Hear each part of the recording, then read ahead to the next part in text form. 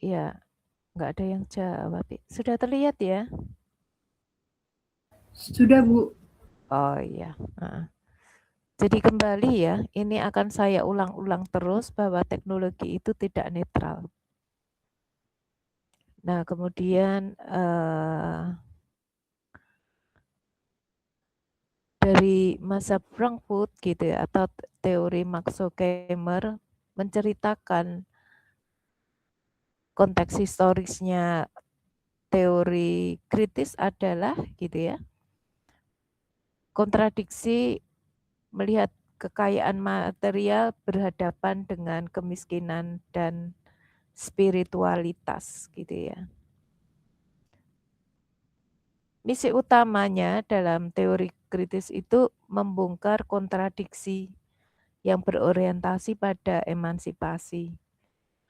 Bukan sekedar mendeskripsikan realitas sosial, melainkan membongkar bagaimana sistem kapitalis menggunakan akal budi sebagai instrumen penindasan.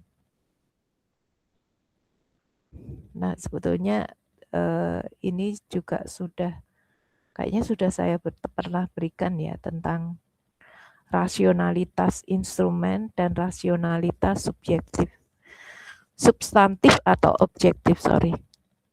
Jadi rasionalitas yang dikemukakan oleh dunia yang katanya modern gitu ya, itu sebetulnya hanya sebagai instrumen dari kekuatan kapitalis. Sehingga pertanyaannya adalah bagaimana cara paling efisien untuk mencapai tujuan. Rasionalitas ini kan sering menjadi yang utama gitu ya. Tetapi sebetulnya rasionalitas objektif seharusnya itu ditinjau juga tentang kebermaknaannya gitu ya. Sehingga fokus dan orientasi dalam negara modern selalu efisiensi, produktivitas, profitabilitas, dan kontrol sosial. Sedangkan seharusnya rasionalitas objektif itu kebenaran universal, kebaikan bersama dan kebebasan manusia.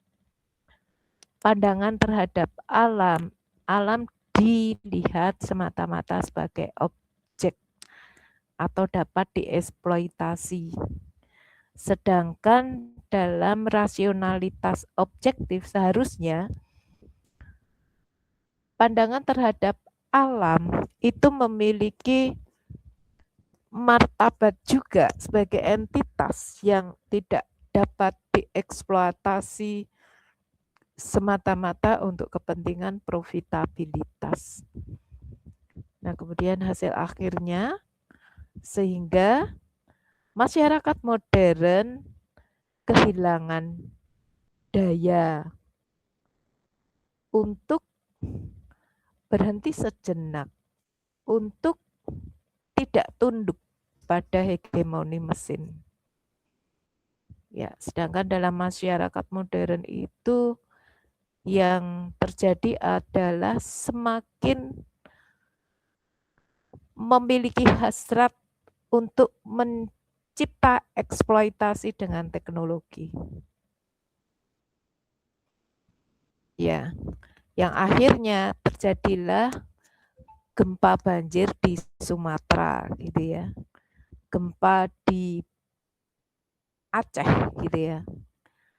Karena terjadi reifikasi atau manusia direduksi menjadi komoditas atau sumber daya yang dapat dikalkulasi.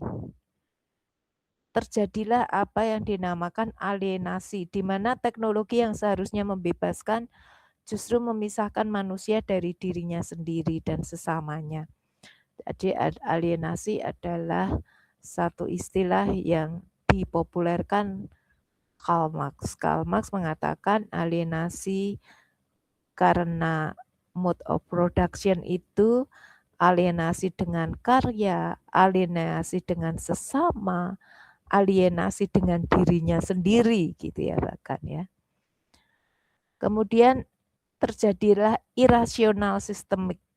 Tindakan mengeksploit data sangat rasional demi efisiensi. Namun, irasional secara sosial karena menghancurkan privasi dan martabat kemanusiaan.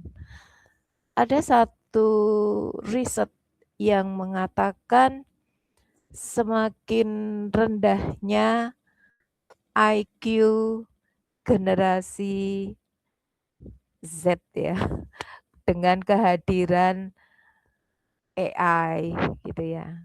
Nah, saya nggak tahu kevaliditasannya, tetapi karena saya lihat itu hanya dalam media sosial, saya belum melakukan pengecekan. Tetapi kekhawatiran saya kalau dengan cara berpikir instan menggunakan AI semakin menumpulkan daya kekritisan, menumpulkan daya analitiknya, karena semua diserahkan pada AI gitu ya. Nah ini terlihat kalau dulu zaman saya ya, zaman saya itu diskusi-diskusi itu sering dilakukan. Nah sekarang kayaknya susah mencari kelompok diskusi. Ya. Pertanyaannya kemudian teman-teman, sebetulnya siapa yang mengkonstruksi mesin ini gitu ya. Dalam hal ini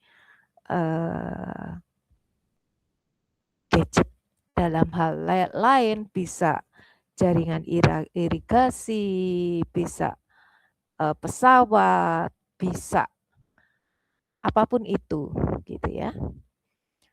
Nah, agenda risetnya itu seringkali didominasi oleh kepentingan korporasi dan militer gitu ya. Kita tahu bahwa seringkali kebijakan pemerintah bersama-sama dengan oligarkinya gitu ya, sehingga mengatakan bahwa MBG untuk mengurangi stunting gitu ya. Nah kalau betul-betul merupakan riset yang benar-benar gitu ya, pengelolaannya nggak seperti ini. Misalnya untuk ke daerah-daerah tertentu saja gitu ya. Nah karena punya kepentingan riset yang menguntungkan korporasi dan militer gitu ya. Bahasanya diterjemahkan seperti sekarang gitu ya. Desain struktural yang menguntungkan kelas atas gitu ya. Desainnya bisa kemudian ini dikelola SPPG, SPPG-nya dikelola seperti ini gitu ya. Dan kemudian standarisasi cerminan juga untuk kepentingan produsen dominan gitu ya. Karena standarisasinya adalah proyek gitu ya. Kepentingan standarisasi nggak benar-benar yang bergizi gitu ya. Nah itu merupakan komodifikasi intelektual. Komodifikasi adalah komoditas yang diperjualbelikan gitu ya. Ya, jadi begitulah gitu ya. Yang mengkonstruksi mesin ini sudah salah karena desainnya adalah desain untuk kepentingan korporasi dan militer gitu ya. Nah, ini teman-teman gambaran dari hegemoni digital dan desain yang persuasif ya. Jadi eksploitasi psikologis dikumandangkan melalui platform memanfaatkan kerentanan kognitif manusia. Nah ini misalnya penggunaan AI ini ya. Semua bisa dilakukan dengan instan. Dengan cara eksploitasi psikologis gitu ya. Algoritma dengan canggihnya dirancang semata-mata untuk menahan perhatian gitu ya. Nah, kemudian perilaku diubah menjadi surplus komoditas gitu ya. Nah, itu terjadilah apa yang dinamakan manipulasi disinformasi. Sistem menyebarkan konten emosional, polarisasi, karena secara instrumental paling efisien untuk engagement, gitu ya. Jadi teman-teman, secara tidak sadar algoritma itu memanipulasi dan membuat disinformasi, ya. Semakin kontennya itu bisa memberi muatan emosi gitu. Makanya teman-teman kalau membuat konten TikTok atau konten medsos apapun sangat bisa mempengaruhi kalau bisa membuat viewernya itu muncul emosinya. Emosi itu bisa berupa sedih, senang, sesuai dengan hasratnya, ekspektasinya, begitu. Jadi jangan flat-flat aja. Bagi Horkheimer ini adalah bentuk dominasi baru gitu ya. Inilah bentuk dominasi baru, tidak seperti Karl Marx yang dulu antara proletar dan borjuis gitu ya. Sekarang enggak gitu ya, melalui teknologi. Algoritma AI sangat efisien secara instrumental namun tidak memiliki mekanisme substantif untuk mempertanyakan apakah yang dioptimalkannya baik bagi manusia. Jadi teman-teman, intinya adalah teknologi bisa berupa algoritma AI atau sesuai dengan kasus yang teman-teman pilih. Kalau tadi tentang kris ya, kris itu kalau BI-nya lagi baik-baik saja ya, gawat juga seandainya BI kita kebobolan karena provider kita linknya dengan pemiliknya bukan Indonesia gitu ya, tapi semoga saja tidak ya. Semoga masih aman sistem lembaga keuangan kita yang secara sistemik yang perlindungan keamanan keuangan kita itu terjaga, tidak bisa dibobol dari luar. Amin. Ya. Jadi bagaimanapun amplifikator ketidaksetaraan sosial ketika kehadiran teknologi itu tidak dipertimbangkan dengan baik, maka secara kalkulasi bisnis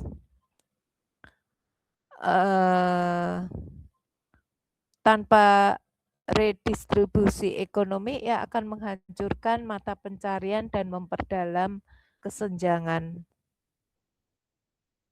secara ekstrim. Ya, jadi seperti ini. Pengakumulasian kekuasaan dan surplus kekayaan massal itu akhirnya memang sangat tidak setara kehadiran teknologi itu gitu ya.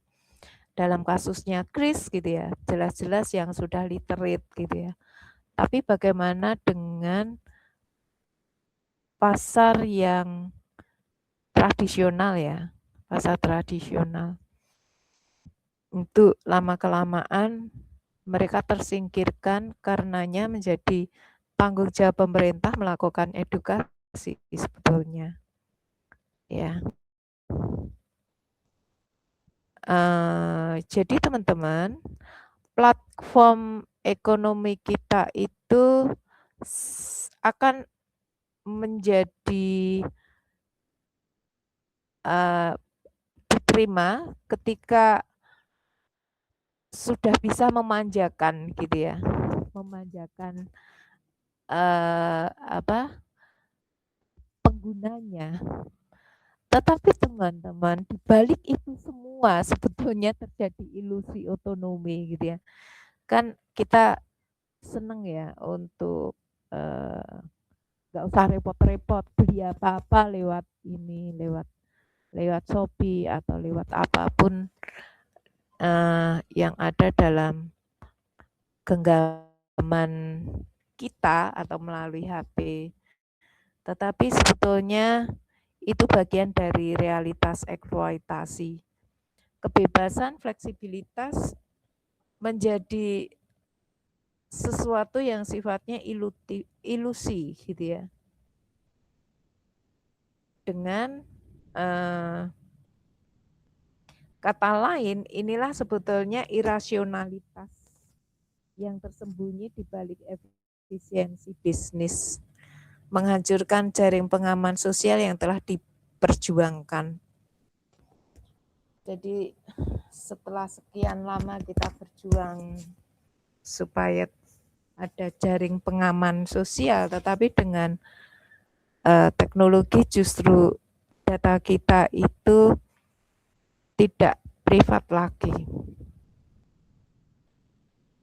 Ya, ini contohnya dengan CCTV, dengan AI, ya. AI itu ternyata juga bias rasial dan sosial historis, menghukum kelompok rentan gitu, miskin minoritas lebih besar gitu, lebih berat gitu ya. Kemudian CCTV gitu ya. Rasionalitas instrumental digunakan secara sengaja untuk mendisiplinkan kelompok marginal dan mempertahankan relasi dominasi sosial secara diam-diam. Ya.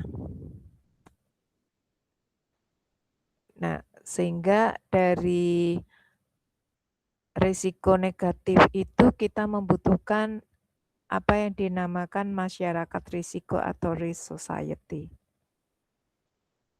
Ya, jadi dari risiko individu ternyata itu sifatnya sistemik gitu ya.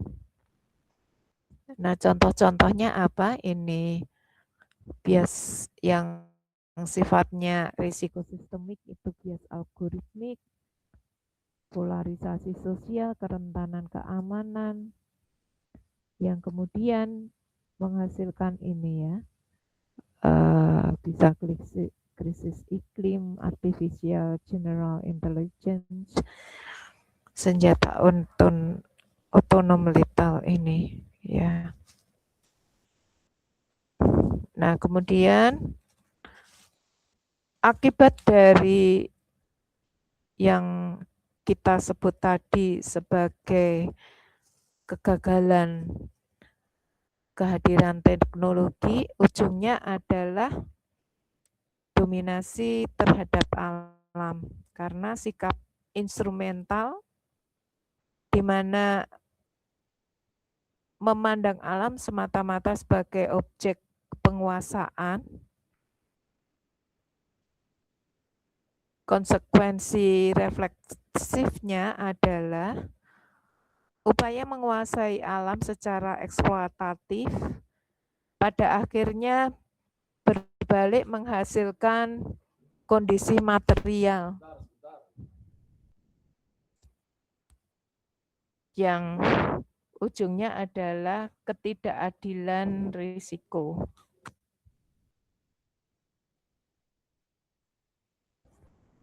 Ya, inilah yang disebut oleh Horkheimer dialektika pencerahan itu.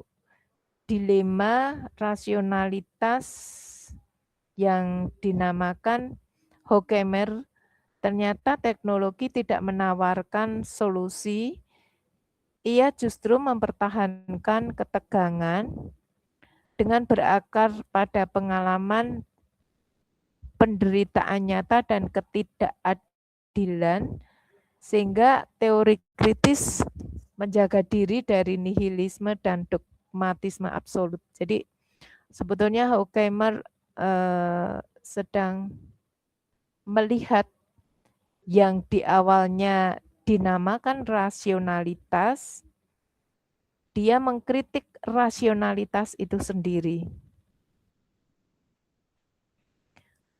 Nah, karena ketika yang rasional itu dikritik gitu, kemudian bagaimana landasan emansipasinya gitu ya.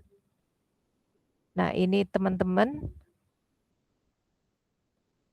yang nanti dijelaskan lagi oleh Derrida ya dengan konstruksi dekonstruksinya gitu ya. Yakni bagaimana ketika teknologi itu sudah kehilangan emansipatorisnya. Caranya dengan menata ulang atau dengan bahasanya Derrida itu mendekonstruksi gitu ya. Jadi bagaimana pengabaian dampak ekologis, desainnya itu tertutup dan manipulatif gitu ya.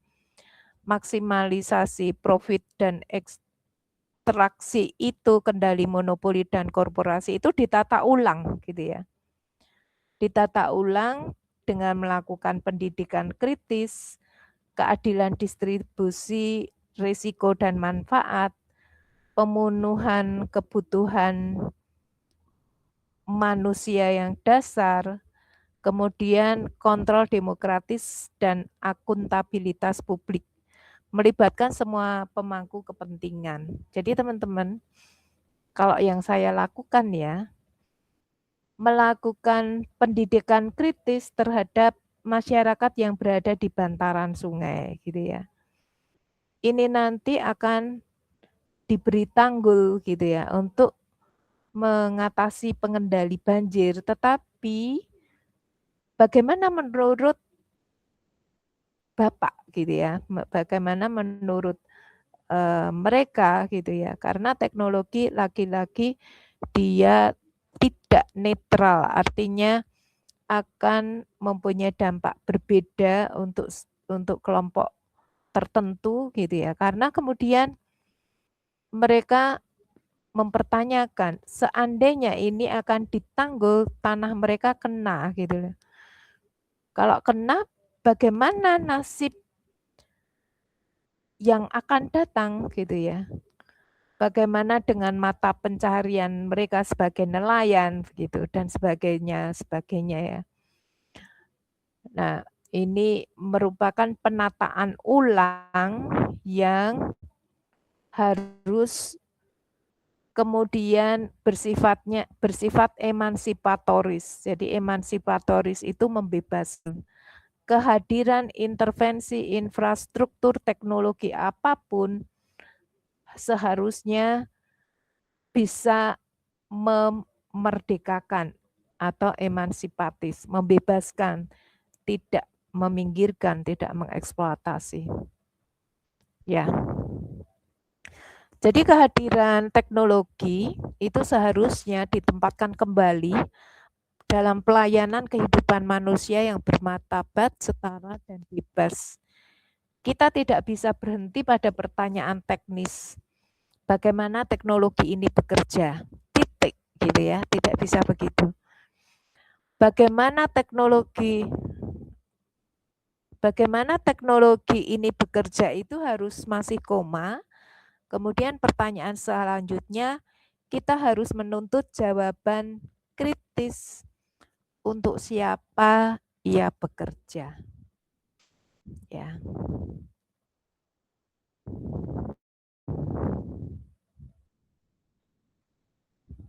Ya.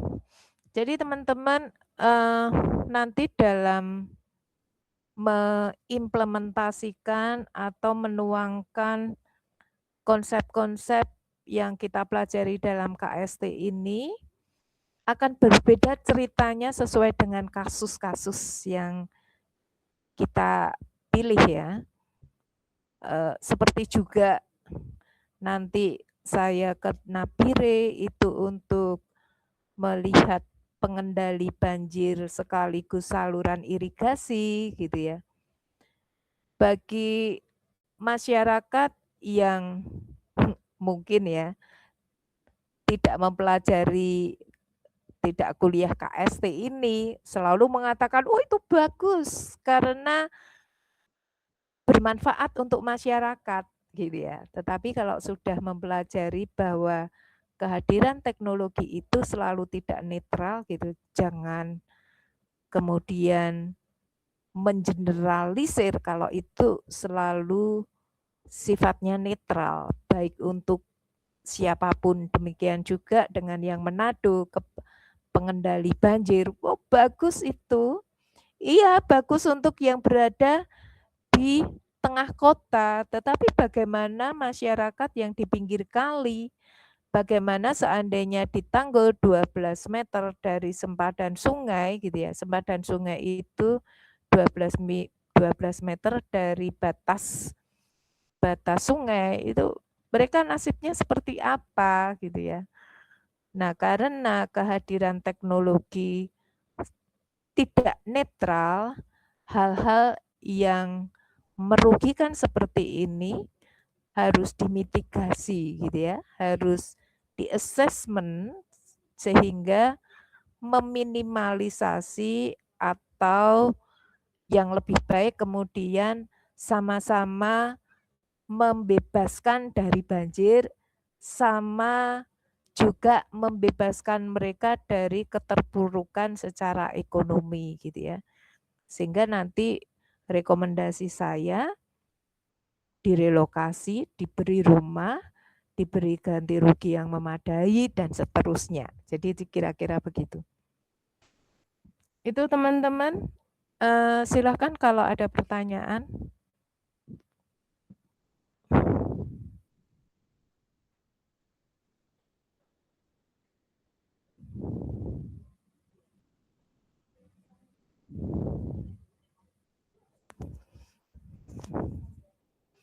Ya, jadi ketua tolong ingatkan saya untuk share tugas TTS kita, share tentang sistematika penulisannya dengan menggunakan teori yang sudah kita pelajari itu. Gitu Baik, ya. Bu. Baik, ya. Ya. Tidak ada pertanyaan? Kalau ada pertanyaan silahkan.